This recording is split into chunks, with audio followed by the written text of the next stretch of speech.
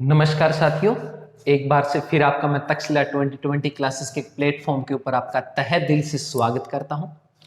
अब से पहले हम जो मॉडर्न हिस्ट्री के अंदर अंग्रेजों को पढ़ रहे थे या ईस्ट इंडिया कंपनी को पढ़ रहे थे, उसके अंदर हम पार्ट 1 को पढ़ चुके हैं। अब तक हमने क्या देखा? हमने ईस्ट इंडिया कंपनी का आगमन देखा, आगमन को हमने अच्छी तरह से पढ़ लिया। इससे संबंधित जितने क्वेश्चन बन रहे थे उन क्वेश्चन को हमने देख लिया। उसके बाद हमने उत्तर भारत में अंग्रेजों का विस्तार देख लिया कि अंग्रेज किस तरह से उत्तर भारत के अंदर अपने साम्राज्य का विस्तार कर रहे। अब हम देखेंगे इनका दक्षिण में, और वापस से फिर आपको ले आऊंगा मैं बंगाल पे। आज के हमारा जो पूरा का पूरा ध्यान रहने वाला है वो दो बातों पे रहेगा कि दक्षिण में कौन सी बड़ी घटनाएं घटी, और फिर हम क्या काम करेंगे, वापस बंगाल पे अधिकार की बात करेंगे आज के लेक्चर में। और इसके बाद हम क्या है, जो मैसूर है, हम टीपू सुल्तान को देखेंगे अगले लेक्चर में। और उसके बाद साथ में क्या देखेंगे, जो सिख हैं, सिखों को, या मैं कहूं पंजाब का अंग्रेजी राज्य में विलय को देखेंगे। ठीक है ना। तो आज का हमारा जो पूरा ध्यान रहने वाला है वो रहने वाला है दक्षिण में विस्तार के ऊपर, और दूसरा बंगाल पे अधिकार के ऊपर रहने वाला है। ठीक है, तो चलिए साथियों, कॉपी पेन उठा लीजिए, अपने नोट्स बनाने शुरू कर दीजिए। 100% गारंटी देता हूं क्वेश्चन बाहर नहीं जाने वाला। जितनी बातें मैं समझा रहा हूं और जितना कंटेंट लिख रहा हूं, यदि अच्छी तरह से आपने सीख लिया तो आपके सिलेक्शन को कोई नहीं रोक सकता।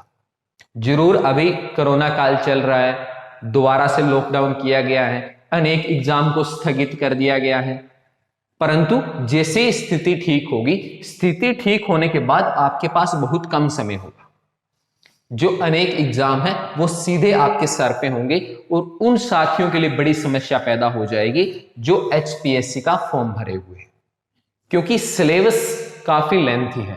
हल्के में मत लेना यदि सिलेक्शन लेना है। सीटें सीमित हैं और हरियाणा में तैयारी करने वालों की कोई कमी नहीं है। तो आपकी तैयारी को मजबूत करने का काम तक्षशिला प्लेटफॉर्म कर रहा है, पर साथ के साथ आप अपनी रिवीजन को बढ़ाते रहिए और वीडियो को अपने साथियों में शेयर करते रहिए। ठीक है ना,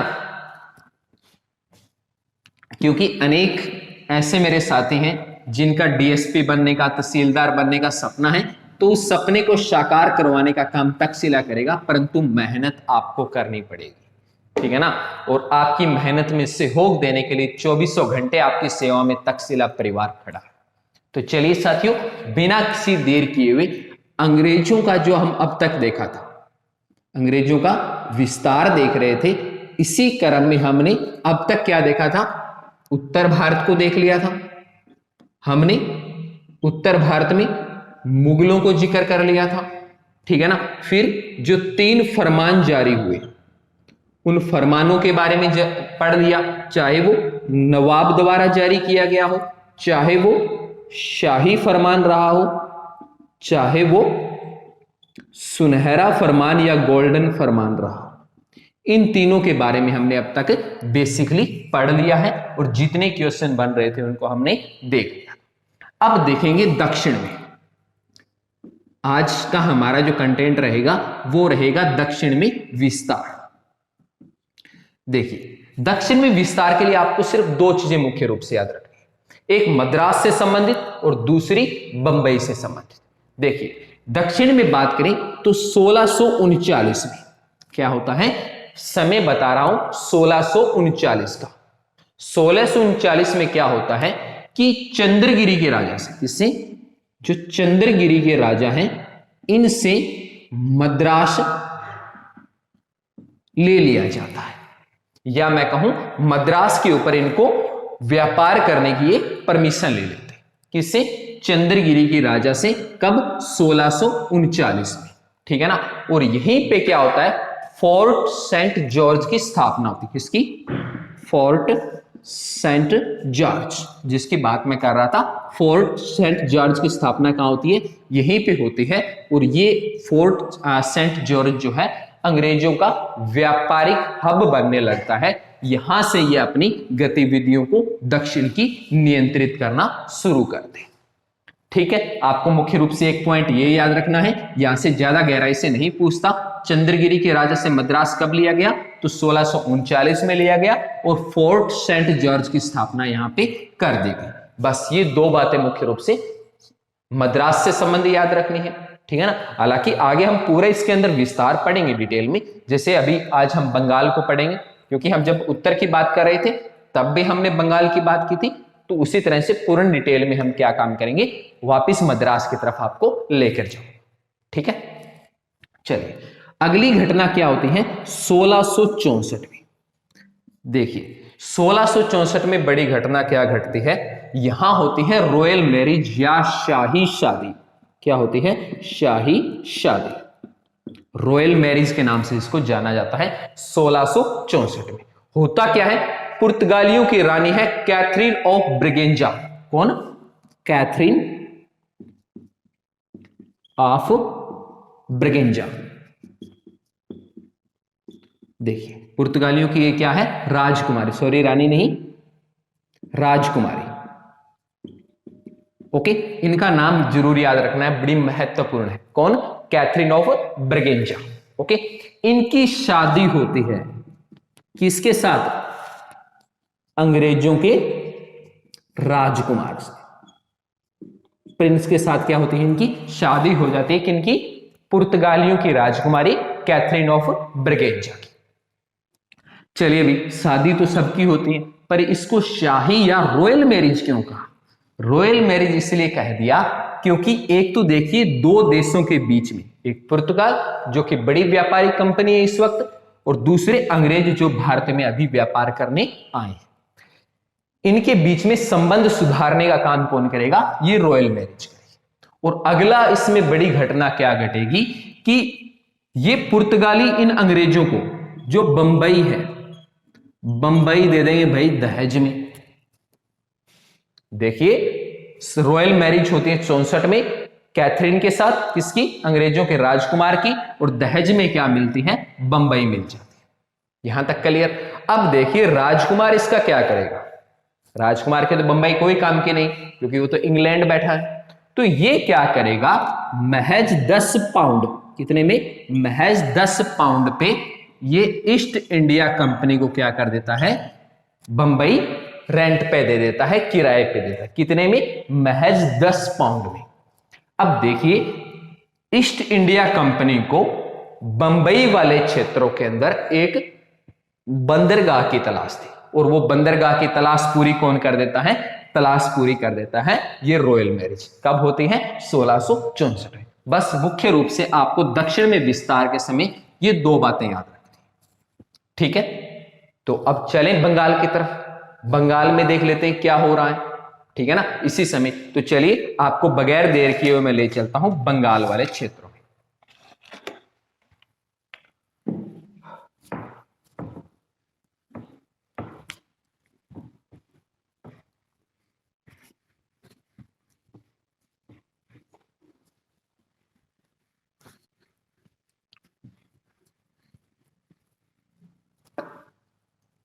चलिए अब बात करते हैं बंगाल की। देखिए बंगाल में यदि मैं राज्य विस्तार की बात करूं कि बंगाल में किस तरह से राज्य विस्तार होगा, तो हमें देखना पड़ेगा यहां के नवाबों को। किसको देखना पड़ेगा? जो यहां के नवाब है, ठीक है। अब देखिए नवाबों का भी एक थोड़ा सा क्रम कई बार पूछ लेता है। अगर आप HPSC का पेपर देखिए, HSC का एग्जाम देंगे इनका क्रम नहीं पूछता, परंतु यदि आप HPSC का एग्जाम देंगे या किसी भी स्टेट PSC का एग्जाम देंगे तो उनमें नवाबों से संबंधित क्वेश्चन बहुत आते हैं, ठीक है ना। तो नवाबों को भी देखेंगे। तो चलिए होता क्या है, ये जो बंगाल है ये है मुगल वंश का हिस्सा, इसका सॉरी मुगल राज्य का हिस्सा। बंगाल आता है मुगलों के अधीन। यहां पे क्या होते हैं, दो चीजें होती थी बंगाल। एक क्या था, सूबेदार हुआ करता था जिसके हाथ में मुख्य पावर हुआ करते थी, ठीक है ना। और दूसरा होता था दीवान। कौन होता था? दीवान। दीवान क्या था? सूबेदार के अंडर काम किया करता था। मतलब मुगल क्या काम करते थे? बंगाल के अंदर एक सूबेदार नियुक्त करते थे, एक दीवान नियुक्त करते थे, जिनका नाम अजीमुनशान देखने को नाम मिलता है। किनका? सूबेदार का नाम मुख्य रूप से देखने को मिलता है, और मुर्शिद कुली खां, कौन? मुर्शिद कुली खां, ये नाम देखने को मिलता है यहां के दीवान का। ठीक है, अब देख लेते हैं यहां पे हुआ क्या। देखिए, यदि मैं सूबेदार की बात करूं तो जो अजीमुशान है इनको नियुक्त करता है औरंगजेब। कौन करता है? औरंगजेब इनको नियुक्त करता है। ठीक है, ये अच्छी भली बात है, इनका राजपाट चला रहे थे। परंतु जैसे औरंगजेब की मृत्यु हुई और आगे जो राजा बनता है, कौन? फर्रुखशेर। फर्रुखशेर क्या काम करता है? अजीमुशान को हटाता है सूबेदार के पद से और मुर्शिद कुली खान को क्या बना देता है? यहां पे नया सूबेदार या यहां का नवाब बना देता है। कौन बनता है? नवाब। अब क्या होता है, जो किसी समय दीवान हुआ करता था मुर्शिद कुली खां, इसके हाथ में बंगाल की आ जाती है एब्सोल्यूट पावर। और ये क्या काम करता है? ये बड़े ही महान काम करता है। महान काम क्या काम करता है कि स्टार्टिंग में देखिए, फर्रुखशेर ने इसको क्या किया? नवाब बना दिया। किसको? मुर्शिद कुली खां को। और यही मुर्शिद कुली खां आगे जाके अपने आप को क्या कर देगा? आजाद घोषित कर देगा। मतलब साफ शब्दों में ये फर्रुखशेर को ये कह देगा कि आज से बंगाल जो है वो मुगल राज्य का या मुगल क्षेत्र का हिस्सा नहीं है। तो देखिए, ये क्वेश्चन आया हुआ है साथियों, इसलिए मैं इसको इतना गहराई से बता रहा हूं कि किस नवाब ने बंगाल को स्वतंत्र घोषित किया था। तो किसने किया था? मुर्शिद कुली खां ने इसको स्वतंत्र करने का काम किया था। अगर मुर्शिद कुली खां के समय को देखा जाए तो 1717 से लेके 1727 तक। देखिए, फर्रुखशेर की बात कर रहा था कि फर्रुखशेर इनको बनाता है, तो इसलिए इनका समय क्या है? 1717 से लेके 1727 तक इनका समय रहेगा। ठीक है, ये नवाब बन गए। अब बात ये आती है कि इन्होंने अपने आप को आजाद क्यों किया? ऐसी क्या इनकी विडंबना आ पड़ी कि इनको अपने आप को आजाद करना पड़ा? तो देखिए साथियों, इसका कारण जान लेते हैं। मैंने क्या कहा था लास्ट लेक्चर में कि 1717 में, जिन साथियों ने लेक्चर नहीं देखा है पहले उसको देखना जरूरी है, क्योंकि बेसिक नींव जो तैयार करेगा वो पहला लेक्चर करेगा, फिर ये लेक्चर आपके काम का है। ओके, तो 1717 में मैंने कहा था ये क्या जारी करता है? शाही फरमान। ठीक है ना? इस शाही फरमान की मैंने खास बात क्या बताई थी कि महज 3000 के वार्षिक कर पे मुक्त व्यापार की परमिशन इन्होंने दी थी, आज्ञा प्रदान कर दी थी। अब देखिए, जब ये शाही फरमान जारी हो गया तो यदि ये मुगल क्षेत्र के अंडर आएगा तो इन नवाब को ये मानना पड़ेगा या नहीं? बिल्कुल सीधी सी बात है, मानना पड़ेगा। अब देखिए, बंगाल के अंदर, बंगाल क्या है? भारत का एक बड़ा ही समृद्ध क्षेत्र है, क्योंकि बंगाल की बात करें तो ये डेल्टा वाले क्षेत्र में आता है, और डेल्टा क्षेत्र में आने के कारण यहां की भूमि बहुत ज्यादा उपजाऊ है। उपजाऊ होने के कारण जो राजस्व मिलता है, क्या मिलता है? राजस्व जो मिलता है वो भी सबसे ज्यादा कहां से आता है? बंगाल से आता है। तो जब एक इनकम का बहुत बड़ा सोर्स महज 3000 रुपए में खत्म कर दिया गया तो इसका विरोध करेगा या नहीं नवाब? क्योंकि नवाब के पास पैसे नहीं आ रहे। ठीक है ना? और दूसरा, अंग्रेजों ने क्या काम किया था? शाही जो फरमान था, इस फरमान का गलत प्रयोग किया। गलत प्रयोग कैसे किया? गलत प्रयोग ऐसे किया इन्होंने कि ये फरमान क्या है? जो भारतीय व्यापारी थे, कौन? भारतीय व्यापारी, इनको देना शुरू कर दिया। इन्होंने कहा अंग्रेजों ने भी, आप ऐसे करिए, जितना पैसा नवाब मांग रहा है उससे आधा आप हमें दे दीजिए, आप हमारे फरमान पे व्यापार कर लीजिए, क्योंकि हमें तो सिर्फ 3000 रुपए वार्षिक देने, हमने दे दिए। तो इस चीज का विरोध करते करते मुर्शिद कुली खान ने क्या किया, अपने आप को आजाद घोषित कर दिया और कह दिया हम मुगल क्षेत्र का हिस्सा नहीं है। थोड़ा सा इनका कर्म देख लेते हैं नवाबों का, कि नवाबों का कर्म क्या रहने वाला है। ओके, देखिए सबसे पहले की बात कर रहे थे जो 1717 से लेके और 27 तक के बीच में रहेंगे, कौन से? देखिए मुख्य रूप से आपको 2-3 को ही ज्यादा याद रखना होगा। एक तो मुर्शिद कुली खां को, अली वर्दी खां और सिराजुद्दौला, 3 आपको याद होने चाहिए। पर एक बार क्रम बता देता हूं। बंगाल के दीवान, स्टार्टिंग में इनको क्या बोलेंगे हम? दीवान, ठीक है ना। फिर ये अपने आप को नवाब कहे। पहले कौन आएंगे? मुर्शिद कुली खां। कौन आएंगे?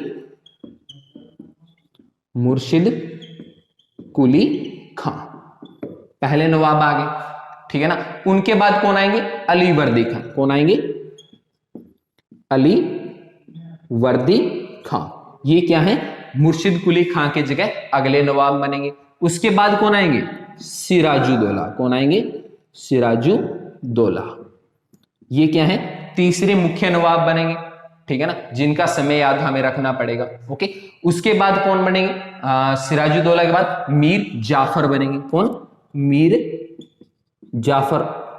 जब हम प्लासी के युद्ध की तरफ जाएंगे इसका ध्यान विशेष रूप से रखना पड़ेगा। फिर मीर कासिम, मीर कासिम को हमें पढ़ना पड़ेगा। मीर कासिम के बाद देखा जाए तो इतना ज्यादा इनको याद नहीं रखना पड़ता, परंतु नजमुद्दौला, कौन? नमजुद्दौला, इनका नाम भी याद रख लेना, रखो तो। ओके, और लास्ट में मुबारक उद्दौला। कौन से? मुबारक उद्दौला। इतनों को याद रख लेना, ठीक है ना। अगर इतनों को याद नहीं रख सकते तो प्रथम जो मुर्शिद कुली खां, इनका नाम याद रख लेना। अंतिम कौन से हैं? मुबारक उद्दौला, इनका नाम याद रख लेना। अली वर्दी खां का, सिराजुद्दौला का और मीर जाफर का और मीर कासिम का। देखिए इन दोनों का संबंध तो तब जुड़ेगा जब प्लासी का युद्ध होगा, बक्सर का युद्ध होगा।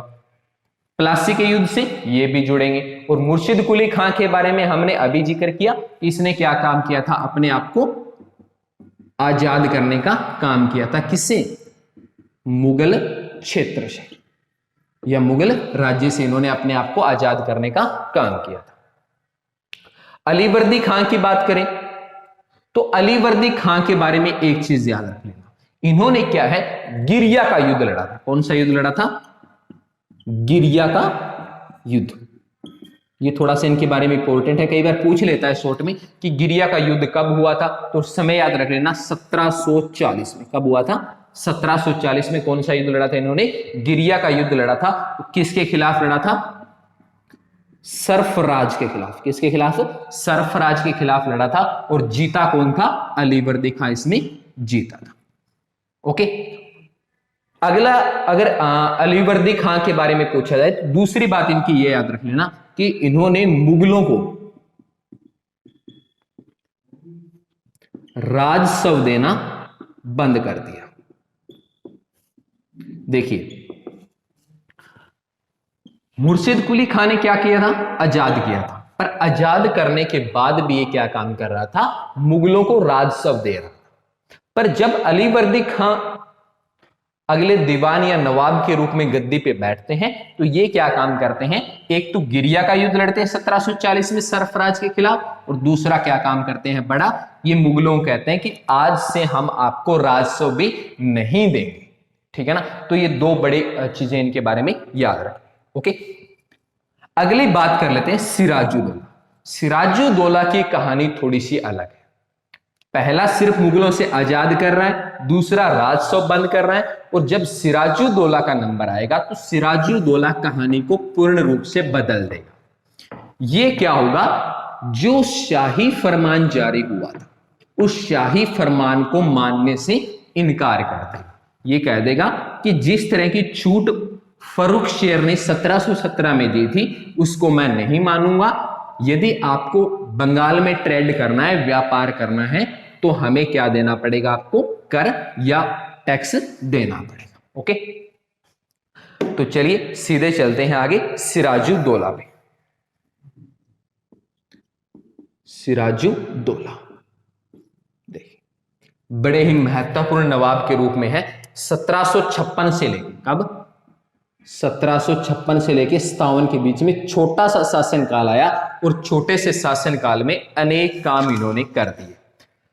सबसे पहले इन्होंने क्या काम किया, जो अंग्रेजों को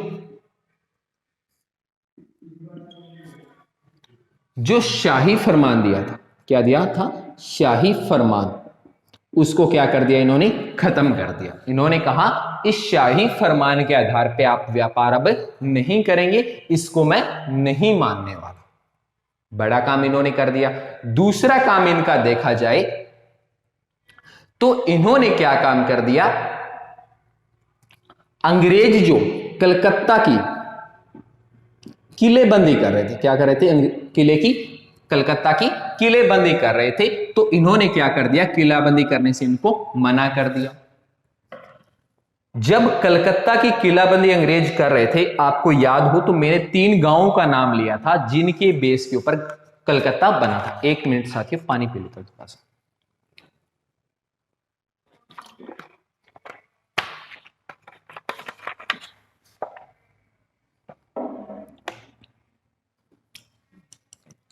तो इन्होंने क्या कहा कि आप कलकत्ता की किलेबंदी नहीं करेंगे।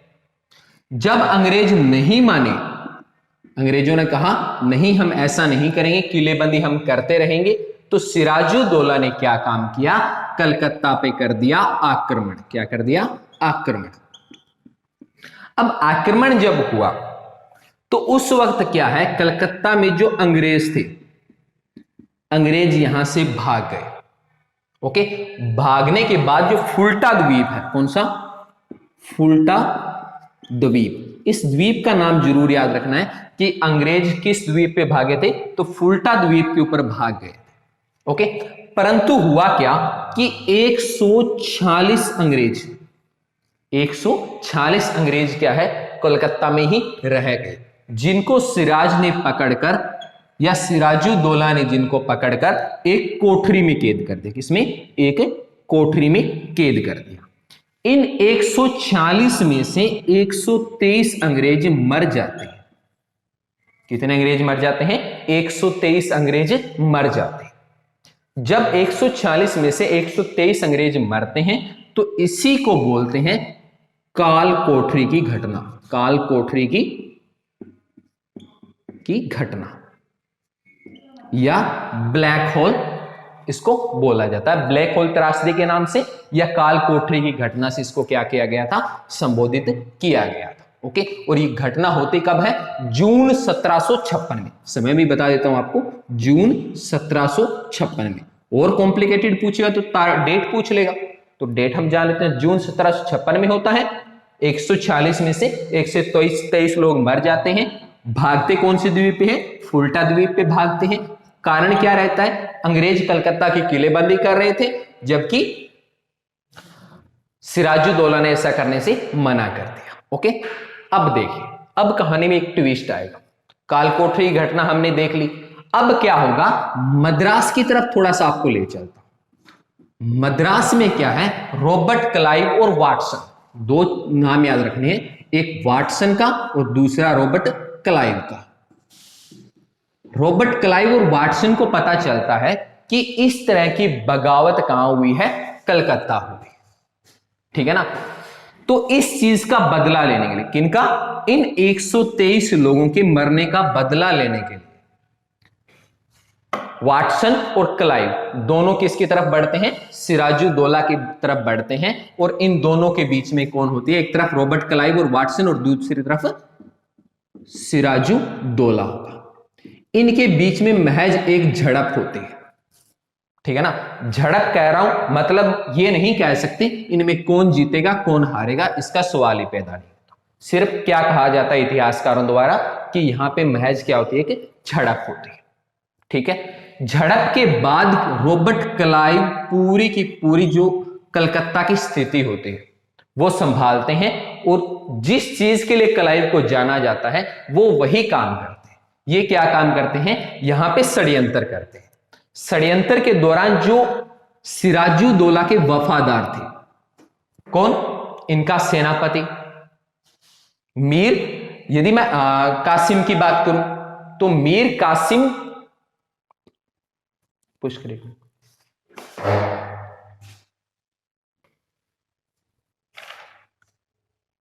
ओके, तो इसमें क्या होता है कि जो सिराजुद्दौला का सेनापति होता है कौन, मीर जाफर, घसीटी बेगम, इन सारों को क्या कर लेता है, क्लाइव अपनी तरफ कर लेता है।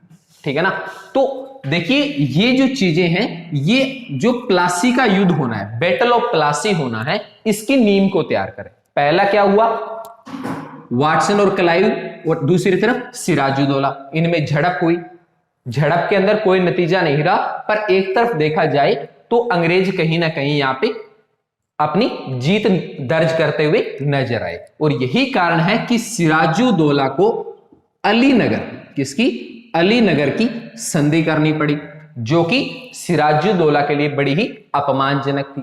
दूसरा बड़ा काम क्या किया, रॉबर्ट क्लाइव ने सारा नेतृत्व अपने हाथ में ले लिया, और जो सिराजुद्दौला का सेनापति मीर जाफर था, इसको क्या कर लिया, अपनी तरफ कर लिया। और दूसरी तरफ जो घसीटी बेगम का हम नाम देखने को मिलता है, जगत सेठ हो गए या शौकत जंग हो गए, इन सारों को क्या काम करते हैं, अपनी तरफ कर लेते हैं। करने के बाद क्या होता है, युद्ध होता है, कौन सा, बैटल ऑफ प्लासी। कौन सा युद्ध होगा, बैटल ऑफ प्लासी। देखिए ये प्लासी का नीम कहीं ना कहीं अंग्रेजों को ये यकीन दिलवा देगा कि भारत के अंदर आपका अधिकार होगा। समय क्या है, 23 जून का, कब, 23 जून 1756।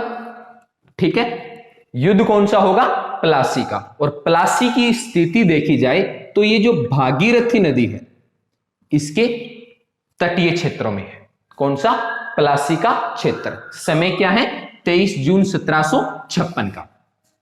एक तरफ कौन होगा, सिराज होगा या सिराजुद्दौला होगा, और दूसरी तरफ कौन होंगे, अंग्रेज। और अंग्रेजों में भी कौन, रॉबर्ट क्लाइव देखने को मिलेंगे। तो दोनों क्या है, आमने सामने आ जाते हैं। अब इसमें क्या है, जो इनका सेनापति है, कौन है, इनका सेनापति, वो पहले ही अंग्रेजों की तरफ हो चुका है। चाहे हम घसीटी बेगम की बात कर रहे थे या शौकत जंग की बात कर रहे थे, तो जितने भी विश्वास पात्र थे सिराजुद्दौला की, वो लगभग किसकी तरफ हो गए थे, रॉबर्ट क्लाइव की तरफ। और नतीजा क्या रहता है, जैसे ही मैदान में सिराजुद्दौला जाता है, सिराजुद्दौला यहां पे मारा जाता है। क्यों, क्योंकि जब सेनापति ही अंग्रेजों की तरफ होगा तो युद्ध लड़ना या न लड़ना कोई मायने नहीं रखेगा। ठीक है ना। लगभग सिराजुद्दौला की मैदान में जाने से पहले हार निश्चित थी, परंतु कहते हैं ना, सिराजुद्दौला को बिल्कुल पता नहीं था कि तेरे साथ ये धोखा होने वाला। ठीक है ना। और जहां राजनीति की बात हो, वहां धोखा न हो ही नहीं सकता। भारतीय सरजमी पे आप कभी का इतिहास उठा के देख लो, वेदों पुराणों से लेके आज तक का, राजनीति नहीं चलती इसके बगैर। चलिए, तो इस तरह से क्या होता है, एक निर्णायक युद्ध होता है प्लासी का, जिसके लिए सिराजुद्दौला मारे जाते हैं। और जो सिराजुद्दौला का सेनापति जाफर था, जाफर को क्या है, एक कठपुतली नवाब बना दिया जाता है। यानी अगला जो नवाब रहेगा वो कौन रहेगा, मीर जाफर। ये क्या है, अगले नवाब बन के आए। बंगाल का कठपुतली नवाब बना दिया। अब ये उतना ही काम करेंगे जितना क्या इनको अंग्रेज कहेंगे। तो आरंभिक फेज अगर मीर जाफर का देखा जाए तो ये लगभग अंग्रेजों के अनुरूप चलते हैं, पर धीरे धीरे करते करते ये भी क्या हो जाते हैं, अंग्रेजों के विरुद्ध हो जाते हैं। ठीक है, जैसे ही अंग्रेजों के विरुद्ध जाता है जाफर, तो अंग्रेज क्या काम करते हैं, मीर जाफर को हटाते हैं और मीर कासिम, किसको, मीर कासिम को नया नवाब बना देते हैं। तो यहां पे क्या हुआ, नया नवाब कौन बनेगा, मीर कासिम बनेगा। पहले कौन बनता है, मीर जाफर बनता। परंतु मीर कासिम के साथ भी वही घटना घटी। जब इनको लगा कि आप सिर्फ नाम मात्र के नवाब हैं, आपके हाथ में कोई वास्तविक शक्ति नहीं है, तो ये भी क्या होते हैं, अंग्रेजों के विरुद्ध चले जाते हैं। और जब ये अंग्रेजों के विरुद्ध जाएंगे तो मीर कासिम को हटाया जाएगा और वापस नवाब किसको बनाया जाएगा, मीर जाफर को बनाया जाएगा। तो इस तरह से क्या होता है, छोटे से समय के अंदर दो शख्सियत के बीच में 3 बार गद्दे की अदला बदली कर दी जाती, क्योंकि अंग्रेज चाहते थे उन्हें व्यापार में पूर्ण छूट होनी चाहिए। सारा जितना षड्यंत्र रचा जा रहा है, जितना काम हो रहा है, वो महज व्यापार को बढ़ाने के लिए हो रहा है। तो इसी क्रम में क्या हुआ, मीर जाफर बनता है, फिर मीर कासिम बनता है, और वापिस कौन बन जाता है, मीर जाफर बन जाता है, और यही चीज बक्सर के युद्ध की नींव डालता है। तो अब हम देखेंगे बक्सर का निर्णायक युद्ध। निर्णायक युद्ध इसलिए कहूंगा क्योंकि इस वक्त अंग्रेजों को विश्वास हो जाएगा कि अब वो भारत पे रूल करेंगे या भारत के ऊपर राज करेंगे। तो चलते हैं बक्सर का युद्ध 22 अक्टूबर 1764। कब? 22 अक्टूबर 1764 का समय। युद्ध कौन सा होगा? बक्सर का युद्ध, निर्णायक युद्ध।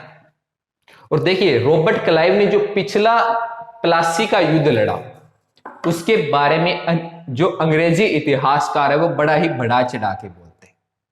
कुछ अंग्रेजी इतिहासकारों ने यहां तक लिख रखा है कि वो स्वर्ग से उतरा हुआ सेनापति था।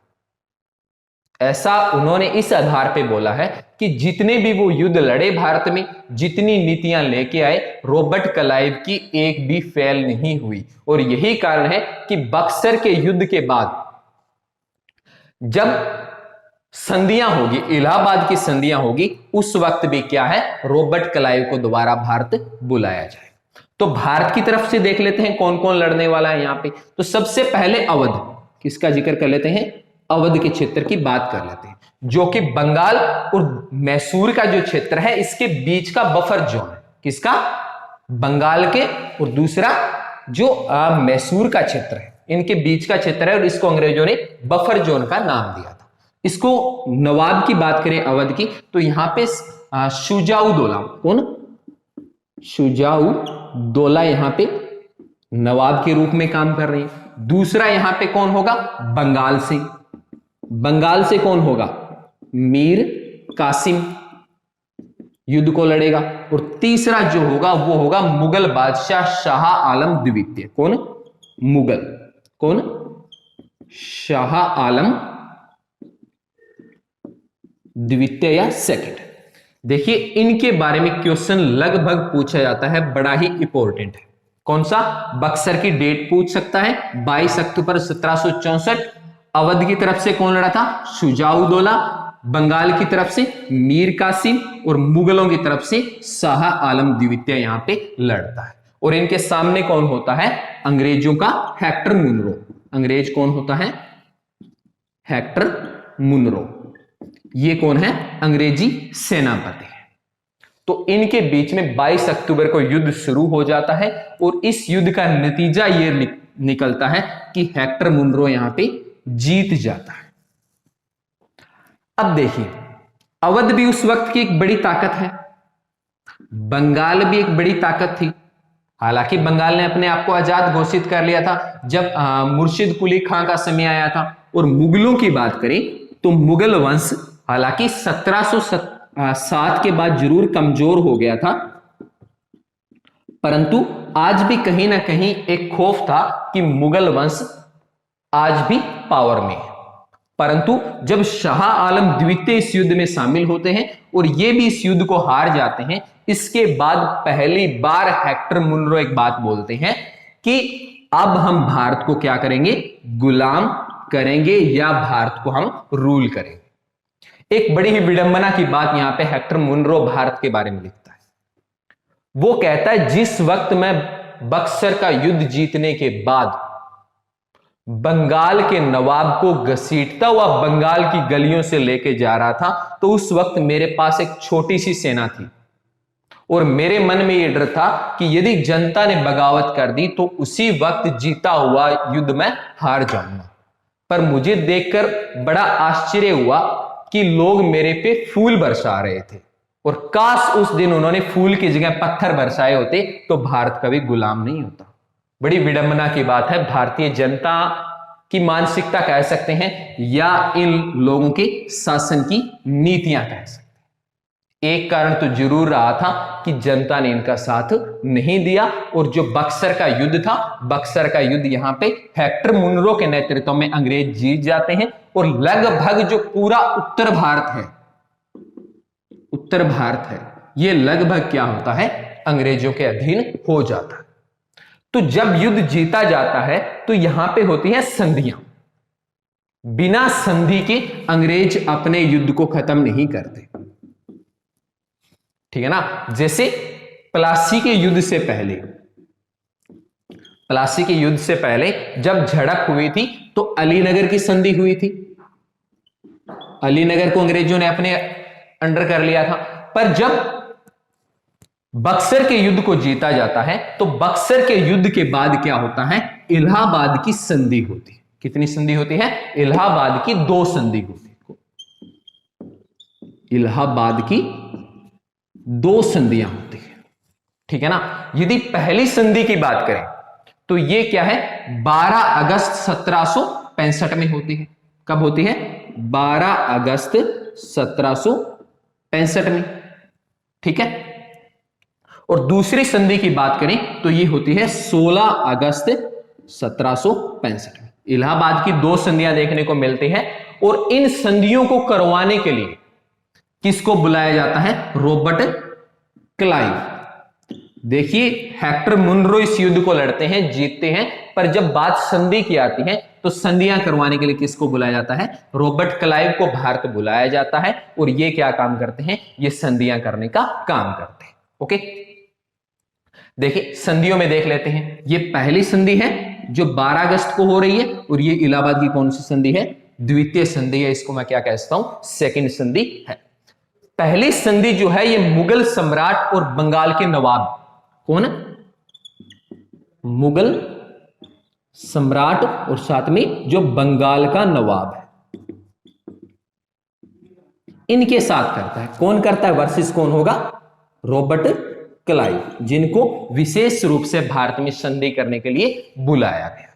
ओके, ये क्या काम करते हैं, इस संधि के अंदर एक तो मुगल सम्राट को 26 लाख की वार्षिक पेंसिल पे इनको पद से हटा दिया जाता है, या नाम मात्र के उनका राजा कर दिया जाता है। इसके अलावा बंगाल और उड़ीसा, कौन है, बंगाल और उड़ीसा के दीवानी राइट्स किसके पास चले जाएंगे, अंग्रेजों के पास चले जाएंगे, और बंगाल में द्विवेद शासन, कौन सा, द्विवेद शासन का आरंभ कर दिया जाएगा।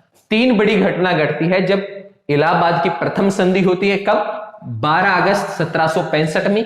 किनके साथ होती है, मुगल सम्राट और दूसरी तरफ बंगाल के नवाब के साथ। करता कौन है, रॉबर्ट क्लाइव को विशेष रूप से बुलाया जाता है। घटना क्या घटती है, 26 लाख की वार्षिक पेंशन पे मुगल सम्राट को हटा दिया जाता है। बंगाल और उड़ीसा के दीवानी राइट्स अंग्रेज ले लेंगे, और बंगाल में क्या लगा देंगे, द्विवेद शासन लगा देंगे। यहां तक कोई दिक्कत, चलिए अब देखते हैं अगली बात, अगली घटना क्या है। दूसरी जो संधि होती है इस पे क्या होता है, एक तो जो अवध का क्षेत्र है, कौन सा, अवध का जो क्षेत्र है, इसमें कर मुक्त व्यापार, कर मुक्त व्यापार की परमिशन ले लेते हैं, और देनी पड़ती है कि आप जैसे चाहें वैसे यहां पे व्यापार कर सकते हैं। दूसरी बात क्या कहा जाता है कि जो चुनार दुर्ग है, कौन सा दुर्ग, चुनार दुर्ग, चुनार का जो दुर्ग या किला है वो किसको दे दिया जाएगा, अंग्रेजों को दे दिया जाएगा। ओके, ये 2 बड़ी घटना क्या होती है, जब दूसरी संधि होती है 16 अगस्त 1765 में। और अगली बात मुख्य रूप से क्या कही जाती है कि अवध में अंग्रेजी सेना रखी जाएगी। कौन सी, अंग्रेजी सेना रखी जाएगी, और इसके रख रखाव का सारा खर्च कौन उठाएगा, अवध का नवाब उठाएगा। तो ये दूसरी जो संधि होती है ये अवध के नवाब के साथ होती है, अवध का नवाब वर्सेस क्लाइव इस संधि को कराते हैं। और इसकी कंडीशन क्या होती है, अवध में व्यापार की बात करते हैं, चुनार के दुर्ग की बात करते हैं, और अवध के अंदर अंग्रेजी सेना को रखने की बात कही जाती है। तो तो ये मुख्य रूप से दो संधियां होती है और इन संधियों के बाद बंगाल के ऊपर पूर्ण रूप से क्या हो जाता है, अंग्रेजों का अधिकार हो जाता है। अब थोड़ा सा 1 मिनट का समय लेके द्विवेद शासन की तरफ चलते हैं कि द्विवेद शासन क्या है, क्योंकि अभी हम क्या बात कर रहे थे कि बंगाल के अंदर द्विवेद शासन का आरंभ कर दिया जाता है। तो थोड़ा सा हमें पता होना चाहिए कि द्विवेद शासन होता क्या है। देखिए द्विवेद शासन की बात आती है तो ये क्वेश्चन पूछा जा चुका क्वेश्चन है कि द्विवेद शासन का जनक किसको माना जाता है, तो आंसर हमारा रहेगा रॉबर्ट क्लाइव रहेगा। और एक क्वेश्चन इससे मिलता जुलता पूछा गया था कि सहायक संधि का आरंभ किसने किया था, तो जब सहायक संधि की बात आएगी तब हम लॉर्ड वेनिजली की तरफ जाएंगे। लॉर्ड वेनिजली ने सहायक संधि को आरंभ किया था। ओके, चलिए हम बात करते हैं द्विवेद शासन की। द्विवेद शासन देखिए, आरंभ करने की बात करें तो रॉबर्ट क्लाइव का नाम आएगा। किसका नाम आएगा? रॉबर्ट क्लाइव का जिक्र करेंगे, जिन्होंने कि इलाहाबाद की प्रथम संधि के बाद ये कहा था। ठीक है ना। इसके अंदर क्या होता है कि बंगाल में जितने भी दीवानी राइट्स होंगे, दीवानी अधिकार होंगे, वो रहेंगे अंग्रेजों के पास। मतलब राज्य में कितना कर आएगा, कहां से कितना टैक्स लिया जाएगा, वो टैक्स सारा इकट्ठा कौन करेंगे? अंग्रेज करेंगे। जबकि जो लोक कल्याण के कार्य है या जो सामाजिक कार्य है वो क्या है, नवाब या दीवान के पास रहेंगे। मतलब ये कुछ ऐसी स्थिति थी कि सारा पैसा किसके पास रहेगा? अंग्रेजों के पास रहेगा। जबकि सामाजिक कल्याण की जितने भी कार्य है वो किसके पास रहेंगे? नवाब या दीवान के पास रहेंगे। और जब द्विवेद शासन लगेगा तो सीधी सी बात है, अंग्रेज नवाब को पैसा नहीं देंगे और इसका परिणाम क्या होगा? आम जनता नवाब के विरुद्ध हो जाएगी। ओके। और जब 1772 का समय आता है, यह क्वेश्चन पूछा गया है कि द्विवेद शासन का अंत कब हुआ था, तो 65 में लगता है। और 72 के अंदर क्या है, 1772 के अंदर वॉरेन हास्टिंग का नाम देखने को मिलता है। और वॉरेन क्या काम करते हैं? द्विवेद शासन को समाप्त कर देते हैं। ओके, तो ये था बंगाल के अंदर अंग्रेजों का विस्तार। अगला जो हमारा लेक्चर रहेगा वो रहेगा मुख्य रूप से मैसूर और पंजाब के ऊपर। तो इन दो के ऊपर जो हमारा अगला लेक्चर रहेगा। तब तक के लिए आपसे अलविदा चाहूंगा। लाइक कमेंट शेयर करते रहिए। जय हिंद, जय भारत।